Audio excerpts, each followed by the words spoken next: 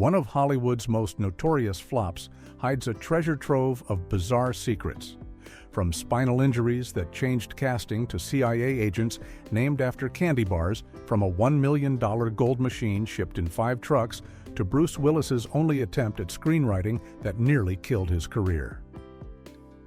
Here are 15 weird facts you didn't know about Hudson Hawk, Bruce Willis's only screenwriting disaster.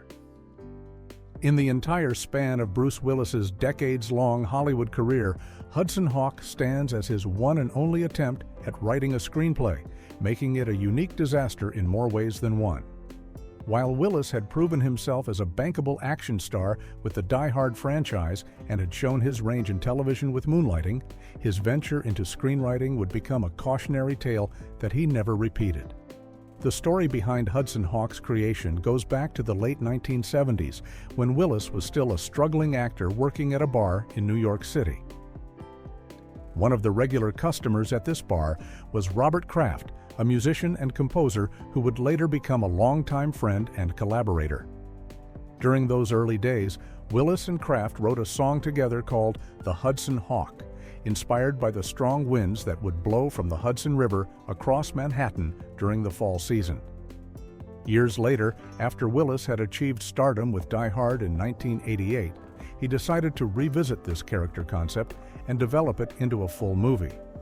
Willis received a story credit for Hudson Hawk, working alongside Robert Kraft to develop the basic premise of a master cat burglar who used song timing to coordinate his heists. The screenplay itself was eventually written by Stephen E. D'Souza and Daniel Waters, but the core story and character remained Willis's creation. The film's catastrophic reception and critical mauling clearly left its mark on Willis, as he never attempted screenwriting again throughout his extensive career. Industry observers noted that the failure of Hudson Hawk, combined with his earlier flop, The Bonfire of the Vanities, temporarily derailed Willis's career trajectory until Pulp Fiction revived his standing in Hollywood just 3 years later. This single screenwriting experiment remains a fascinating footnote in Willis's filmography, representing both his creative ambitions and the risks of passion projects gone wrong. Born from a bar song. The origins of Hudson Hawk trace back to an unlikely source that has nothing to do with Hollywood boardrooms or studio executives, but rather to a simple friendship formed over drinks at a New York City bar in the late 1970s. Before Bruce Willis became a household name, he was just another struggling actor trying to make ends meet by working as a bartender in Manhattan, serving drinks and hoping for his big break in show business. One of the regular customers who frequented Willis's bar was Robert Kraft, a talented musician and composer who would strike up conversations with the aspiring actor during quiet moments between orders. The two men discovered they shared a creative spark, and their casual friendship eventually led to an unusual collaboration that would plant the seeds for what would become Hudson Hawk more than a decade later. During one of their conversations, Kraft became inspired by a particularly strong autumn wind that was blowing from the Hudson River across Manhattan that day, creating a distinctive atmospheric feeling in the city. This natural phenomenon sparked an idea for Kraft, who suggested that he and Willis work together to write a song about a character called the Hudson Hawk. The song they created together featured a smooth, sophisticated cat burglar whose nickname came from both his proximity to the Hudson River and his hawk-like precision and speed during heists. Robert Kraft later described their vision for the character as potentially being the anti-James Bond, suggesting they saw possibilities for creating a different kind of super sleuth who could anchor multiple films. The song remained dormant for years as Willis pursued his television and film career, but when he achieved stardom with Die Hard, he remembered their musical creation and decided to develop the Hudson Hawk character into a full-length feature film, bringing his old bartending buddy Kraft along as a collaborator on what would become one of cinema's most notorious productions. Back injury changed everything. The casting of Hudson Hawk's female lead went through a dramatic last-minute change that completely altered the film's trajectory, all because of an unexpected medical emergency that struck just as production was getting underway. French actress Mariuszka Detmers, known for her work in European cinema, had been originally cast to play Anna Baragli, the mysterious nun and art expert who becomes Bruce Willis's love interest throughout the film. The role of Anna was crucial to the movie's plot, as she serves as both a romantic partner for Hudson Hawk and a key player in the conspiracy involving Leonardo da Vinci's artifacts.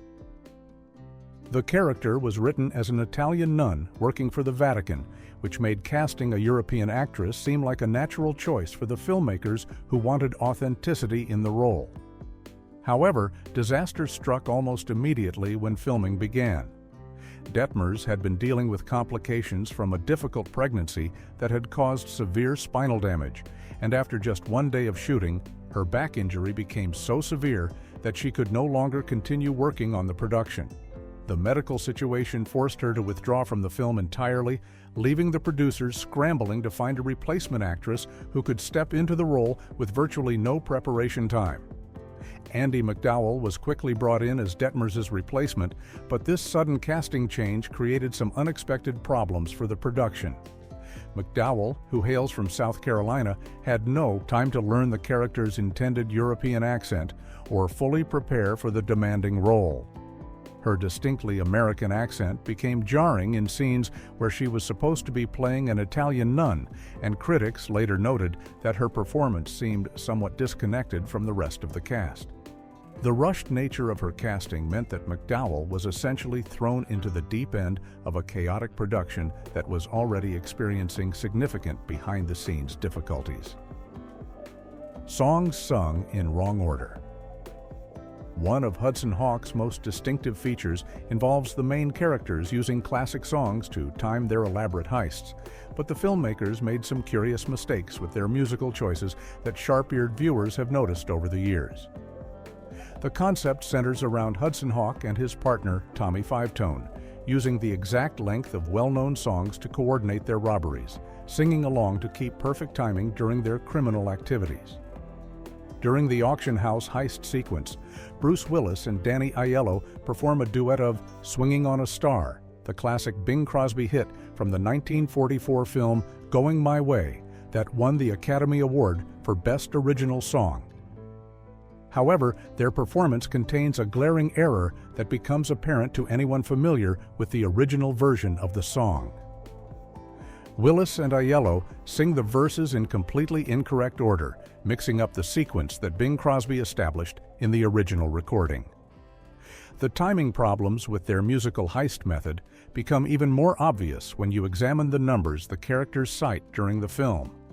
In the movie, Tommy Fivetone tells Hudson Hawk that they have about 5 minutes to complete their robbery, and Hawk responds by saying they need exactly 5 minutes and 32 seconds for "Swinging on a Star." This creates a major continuity problem because the version that Willis and Aiello actually perform during the heist sequence runs for only 2 minutes and 53 seconds, which is less than half the time they claim to need for the job. The same timing issue occurs with their other signature song, "Side by Side," which the characters claim should last 6 minutes, but actually runs for only 2 minutes and 18 seconds in their performance.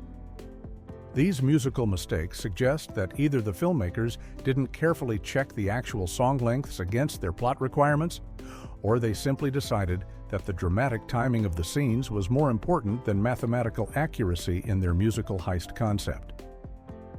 CIA Agents Named After Candy Hudson Hawk features one of the most unusual naming conventions for villains in action movie history, with a team of rogue CIA agents who operate under code names that sound more like a trip to the candy aisle than a covert intelligence operation.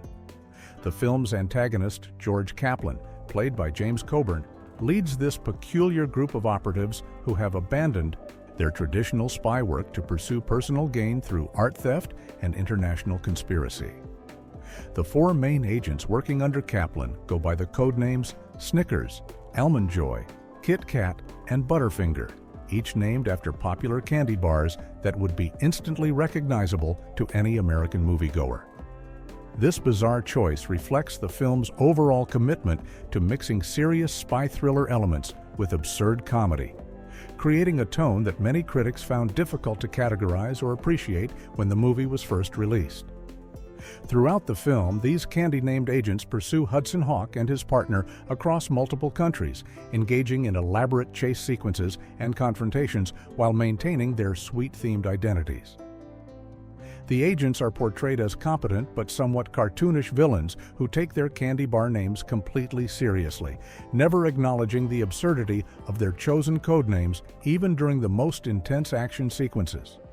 The decision to use candy bar names appears to be part of the screenwriter's broader approach to creating a spy thriller that deliberately subverted audience expectations about how such characters should behave and be identified. Rather than using the typical mysterious, intimidating codenames that audiences would expect from CIA operatives in a serious action film, the candy bar names immediately signal that Hudson Hawk is operating in a different kind of cinematic universe where normal rules don't apply. This naming choice also fits with the film's general tendency toward product placement and pop culture references, though it's worth noting that the candy bar companies themselves had no involvement in the film, and the names appear to be used purely for comedic effect rather than as part of any marketing arrangement. Stallone, brother joke hidden in plain sight. Hudson Hawk contains a cleverly disguised inside joke that most viewers probably missed, involving a perfectly timed insult directed at one of Hollywood's biggest action stars through his lesser-known younger brother.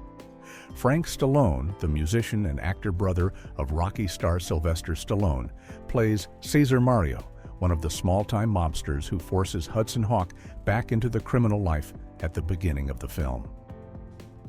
During a scene where Caesar Mario is explaining the details of the auction house robbery to Hudson Hawk, Bruce Willis delivers what appears to be a straightforward line about the simplicity of the job.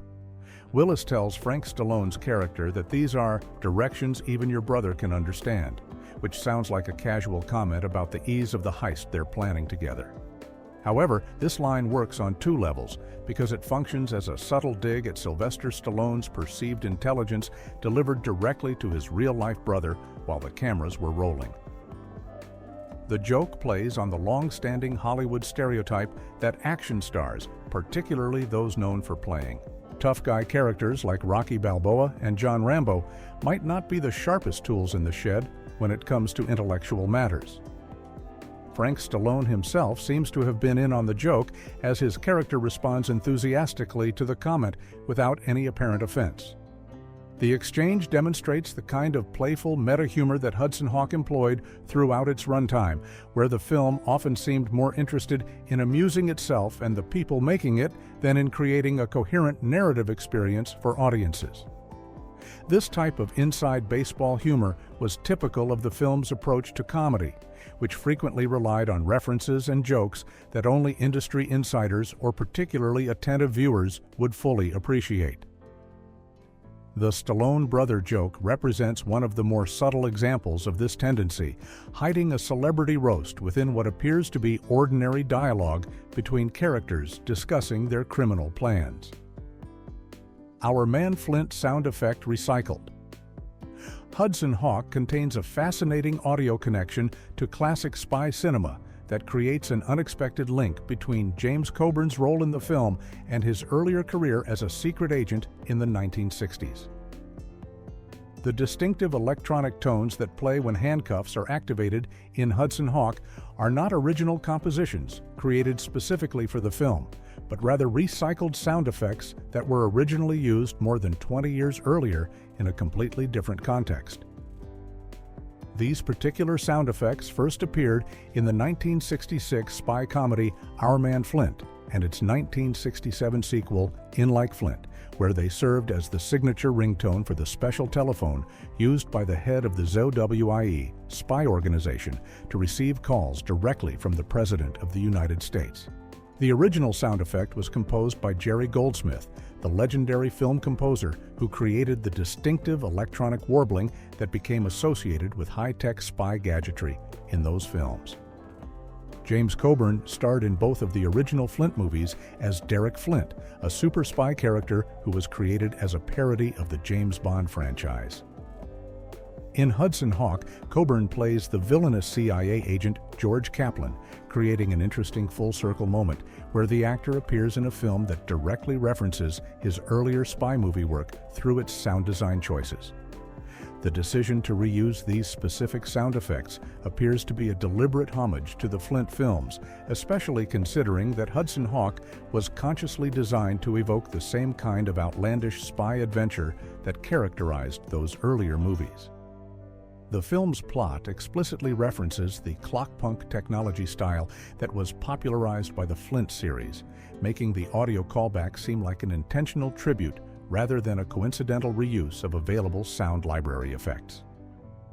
This sound effect recycling represents one of the more subtle ways that Hudson Hawk attempted to connect itself to the broader tradition of comedic spy films while simultaneously creating something entirely new and bizarre. Richard E. Grant's Tell-All Diary. One of the most revealing behind-the-scenes accounts of Hudson Hawk's troubled production comes from an unexpected source. Co-star Richard E. Grant, who kept a detailed diary throughout the 4 months he spent working on the film, and later published his experiences in a book called With Nails: The Film Diaries of Richard E. Grant.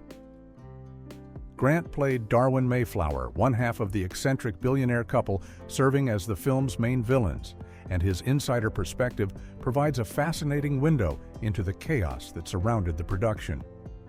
Grant's diary entries reveal a production environment that was far from the smooth, professional filmmaking process that audiences might expect from a major Hollywood studio release.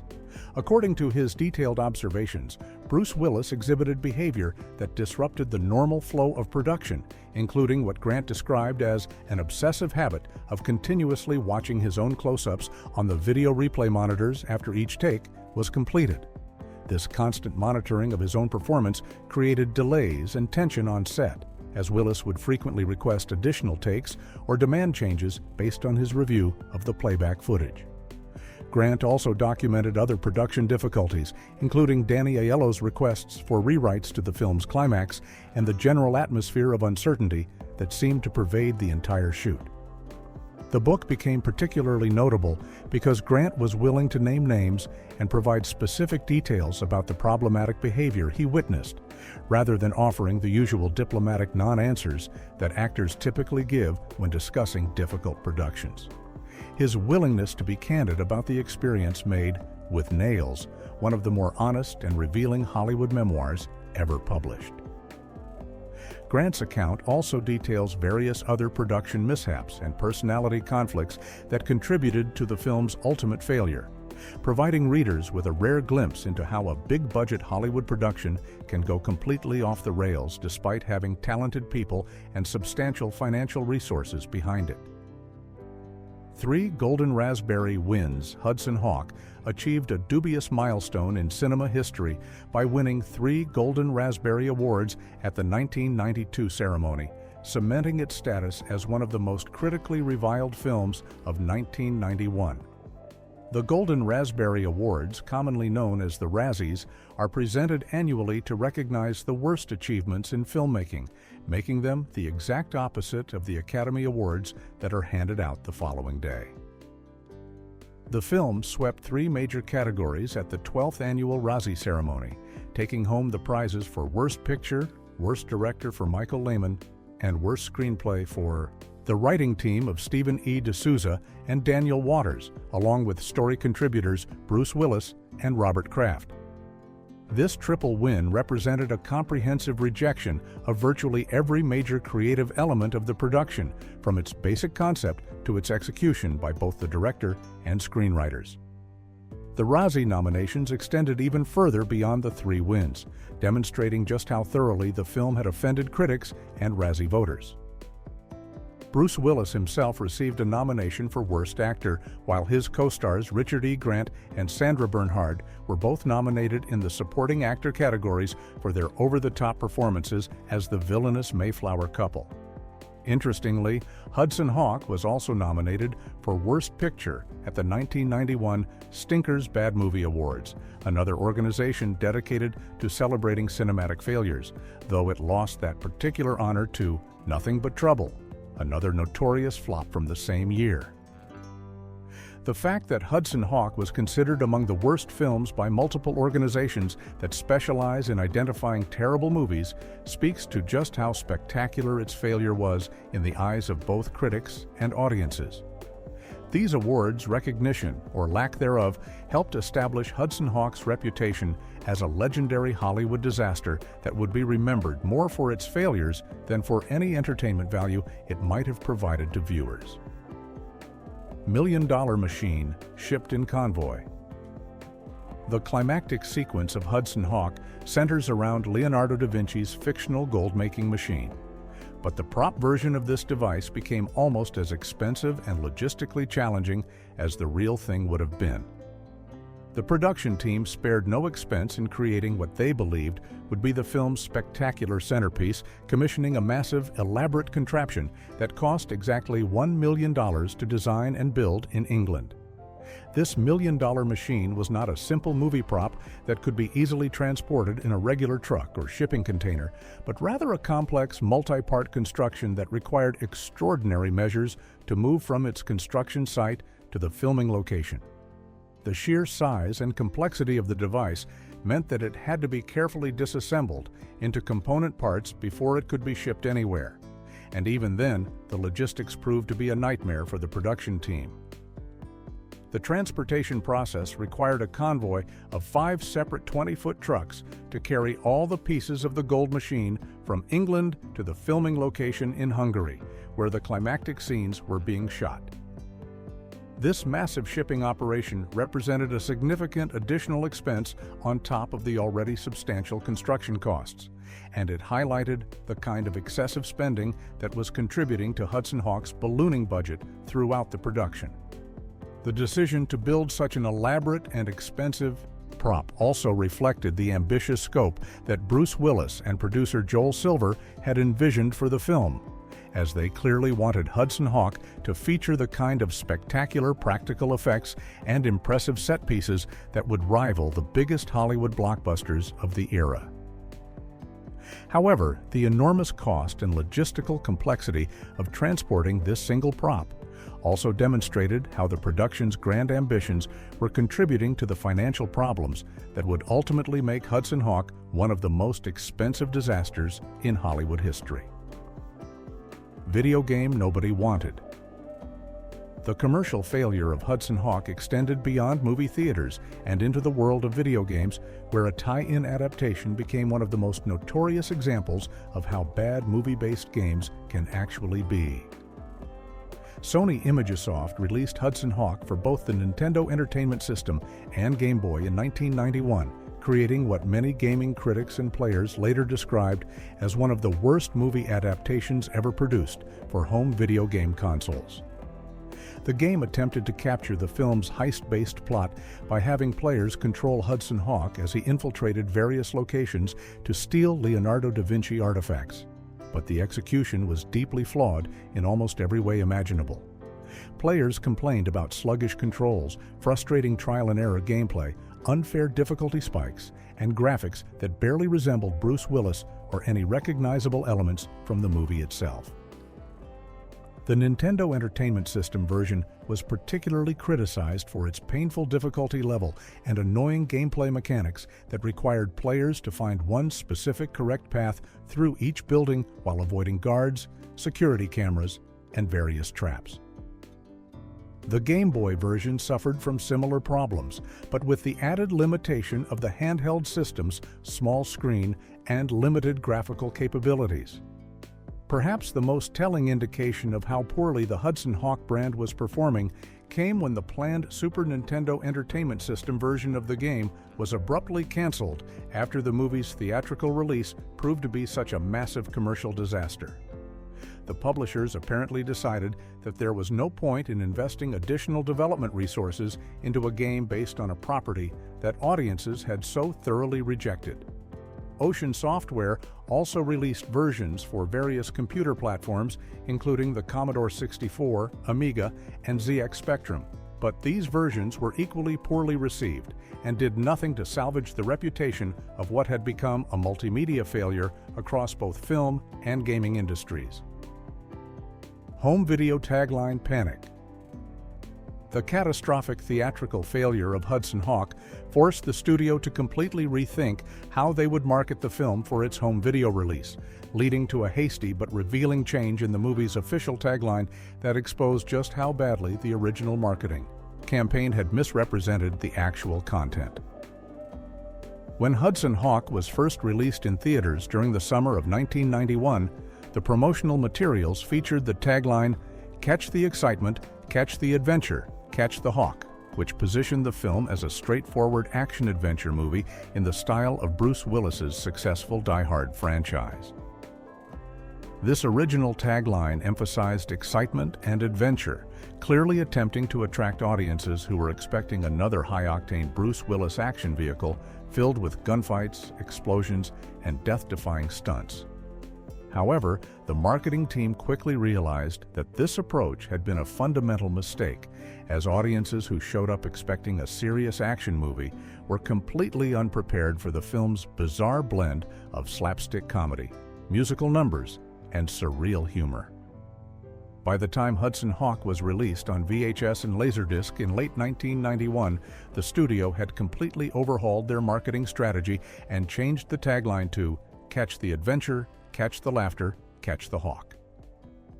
This revised version replaced the word excitement with laughter, clearly acknowledging that the film was intended to be a comedy rather than a straight action movie.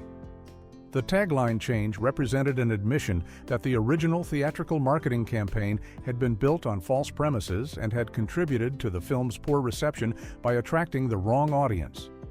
The studio apparently hoped that home video viewers who rented the movie with proper expectations about its comedic content might be more receptive to its unusual tone and style than theatrical audiences had been when they were expecting a traditional Bruce Willis action film. Incorrect science about gold and lead.